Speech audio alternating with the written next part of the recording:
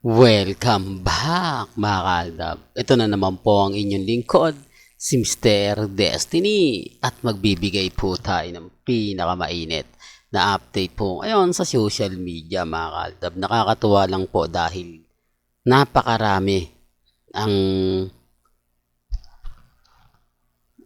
kumbaga update ngayon na lumalabas sa Instagram, sa Twitter, sa Facebook, sa mga website, pabor naman po sa Aldab Nation. Naglabas nga po kasi itong Mega Magazine mga ka-Aldab ng poster na kung saan si Alden Richards ang bidang-bida at si Maine Paul Carson naman ang pinaka kumbaga na umalis, parang ganun po yung pinupunto.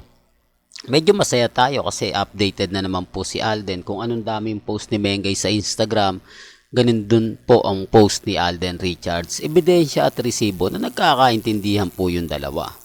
Di po ba? O babalikan na naman po natin ha. Sabi ko nga po sa inyo, kapag nag-post si Mengay sa Instagram, 30 minutes, may biglang sumusulpot. May biglang nagbibigay din ng post. Di po ba? Yan ang isa sa masaya sa Aldab Nation. Kasi kami, kahit sabihin na natin na ganito ganyan, mga delulo, kami pa rin po yung panalo eh. Kami pa rin po yung nakakakuha ng simpatya. Kami pa rin po ang, kumbaga, pinaniniwalaan. Kasi kami po yung maraming update eh. Kami po yung masasabing ganito, masasabing ganon. Di po ba? Sa mga ayaw maniwala, okay lang naman po. Hindi naman po natin pinipilit yung mga bagay-bagay na kumbaga taliwas, di po ba? Ang sa akin lang po, sinasabi ko lang to pag may mga kaganapan, lalo na nga po pag may update. Di po ba? Totoo naman po yung sinasabi natin na kapag sila po yung nagbibigay ng update, ramdam mo na kumbaga ginagawa lang po nila para sa mga followers po nila. Ginagawa lang po nila para makuha nila yung simpatya sa mga naghahanap at sa mga nagtatanong. Hindi po katulad natin, di po ba? Kahit anong sabihin naman po kasi nila, kahit anong paliwanag po sila, Aldab pa rin po talaga yung malakas eh. Aldab pa rin po talaga yung nangunguna. Aldab pa rin yung masasabi natin na hanggang ngayon, ibinibigay nila yung kumbaga gusto natin. Kaya nga po kita nyo guilty sila kapag ako nagbibigay ng update, keso ganito, keso ganon. Ang dami nating naririnig na hindi maganda. Pero totoo naman po yung mga sinasabi natin. Totoo naman po yung mga pinapaliwanag ko. Pero bago natin ituloy, etong mainit na update po natin. Kung bago ka lang sa channel na to, at isa kang true-blooded Aldab Nation na nagmamahal po kila Mengay at Isoy, tama po ang channel na pinuntahan mo, kaya consider na po kitang bagong subscriber. At huwag mong kalimutang i-share ang mga video po natin sa mga mami, sa mga titas at sa mga senyor. Well, tama naman po yung mga sinasabi ng iba. Sa Amerika, malamig. Di po ba kahit sabihin na natin mataas ang araw, malamig pa rin, di po ba? Pero ang suot naman ni Mengay, kitang-kita nyo naman po, sobrang nipis. Doon pa lang may lapses na.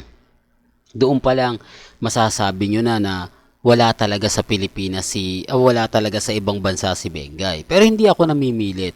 Kumbaga bahala po kayo kung ano po sa tingin po ninyo. Kasi kung pagbabasihan lang po yung lamig dito, triple daw po ang lamig sa ibang bansa kaysa sa Pilipinas. Sa atin ramdam mo rito, di po ba, pagka December sa madaling araw, dahil kumbaga hindi ka nagagamit ng aircon, hindi ka nagagamit ng electric fan dahil sobrang lamig.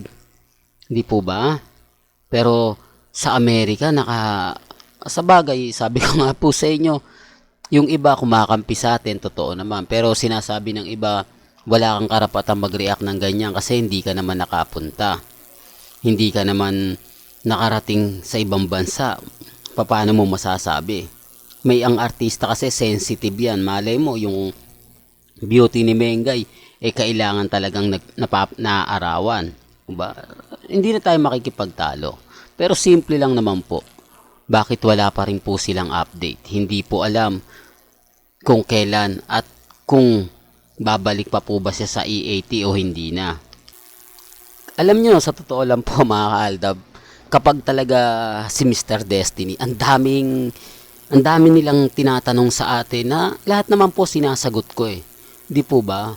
Pero pag tayo nagtatanong, bawal. Yan ang isa sa hindi talaga maganda at hindi talaga kaya-aya. Hindi nga po nila magawang tanungin si Ibiang. Kaya nga po ito pinaninindigan natin. Wala talaga sa Amerika si Mengay. Wala po talaga sa ibang bansa. Kasi kung naandun po siya, ang daming mga video na kumakalat, ang daming mga post na nagsasabi nga po na hindi talaga o parang hindi po talaga alam ni Ibiang ang isasagot sa mga tanong ng mga ilang followers niya. Nakakadismaya nga po yung iba eh. Dahil kumbaga nagiging toxic daw po yung Aldab. Kami po sinisisi, for the record lang po sa mga dumadaan at sa mga bumibisita. Kami ang sinisisi kung bakit wala daw po ang mga post video nila Mengay, Congressman Spotted, sa social media, sa Instagram, sa Twitter at Facebook. Mga toxic daw po kasi ang Aldab Nation. Masakit di po ba? Pero hindi naman po totoo yun. Wala naman po kaming kinalaman kung mag-post man sila ng video. Di po ba? Kasi ano nila yun eh. Kumbaga account nila yun. Social media account nila yun. Kung mag-comment man po kami, kumbaga masasaktan lang po kami kasi iba-iba po yung magiging komento eh. Hindi po ba? Sila po kaya nga po kayo nagtatag ng army, hindi ba? Kaya kayo nagtatag ng main fanatics para nga po masubaybayan ninyo, mabigyan ninyo o makakuha kayo ng mga impormasyon at update. Kasi ako ang titignan nyo, mga kaaldab, kaya nga po nagtatag ang Alden Fanatics, Alden Knights, Alden Laguna, Alden Philippines, dahil kay Alden. Hindi po ba? Yun ang punto ron. Pero bakit guilty sila? Bakit affected sila? Tapos lagi sinisisi Aldab Nation. Kaya nga po totoo naman po yung sinasabi ko, kawawa po ang Aldab sa mga ginagawa po nila. Kaya nga maraming mga mamis, mga titas, mga senior ang nag-deactivate dahil po sa kanila. Tapos ngayon hindi sila masagot ng EAT sa tanong nilang namimiss na namin si Mengay. Nasa na si Mengay? Totoo ba ang balita? Buntis ba si Mengay? Di po ba? Wala naman po talaga eh. Sila lang naman po yung sumasagot sa tanong nila. Sila lang naman ang nagre-react sa mga sinasabi nila. Tinatawanan lang po sila nila Ibiang, Congressman Spotted, Jela Atayde at Ria Atayde. Kasi wala naman po talagang update eh. Well, hanggang dito na lang po yung updates natin ha. Kaya kung gusto nyo pa po ng pinaka-latest at sariwang update, abay tutok lang po kayo dito sa channel ni Mr. Destiny para updated po kayo sa mga latest at sa mga bagong video po na ilalabas po natin maya-maya lang. Hanggang sa muli, salamat po sa panonood at pakikinig.